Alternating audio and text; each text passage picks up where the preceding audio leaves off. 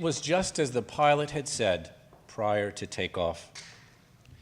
He'd come through the cabin to tell two teenage brothers that over Cape Cod we might be able to see fireworks. The evening was clear, the timing right, but I thought it too late already. JFK's runways were edged with blue lights. By the time we reached the Cape, a brushstroke of tangerine streaked the horizon.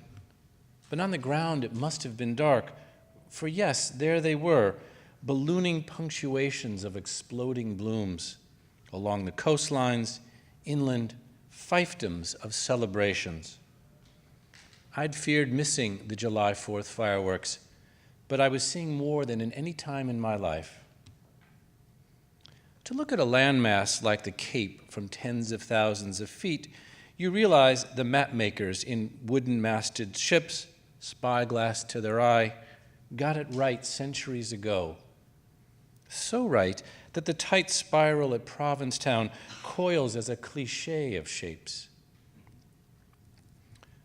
While my fellow cabin mates, including the two boy brothers, were more interested in watching episodes of Everybody Loves Raymond than looking out at the world they were above, I looked down to the soundless explosions. As we headed out into open ocean, I realized that none of this, the flight, my observance of every 4th of July, late middle age, would be had it not been for the immigrant grandparents. Here I am, returning again on holiday to the homeland to which neither of them had ever returned, and on a jet, business class, a Brahms trio filling my headphones as I sip Chardonnay to get myself to sleep.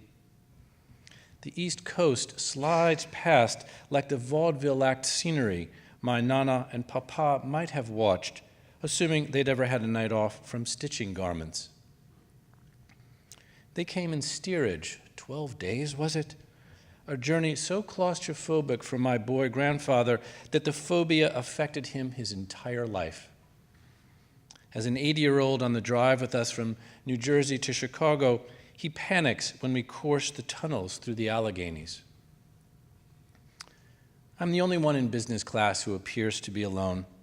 Families monopolize the seating pods as if in their suburban great rooms, couples blindfolded, ear-plugged, wrapped around each other. Unlike many trips, I leave on this one with at least someone, some people, upon whom I can fantasize corresponding at my return and connecting.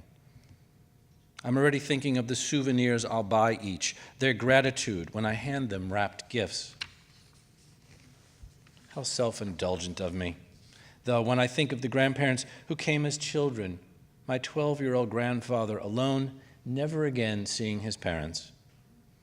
I'll be hearing their dialect in Campania, that same sh sound my father used when he and I would try to speak Italian.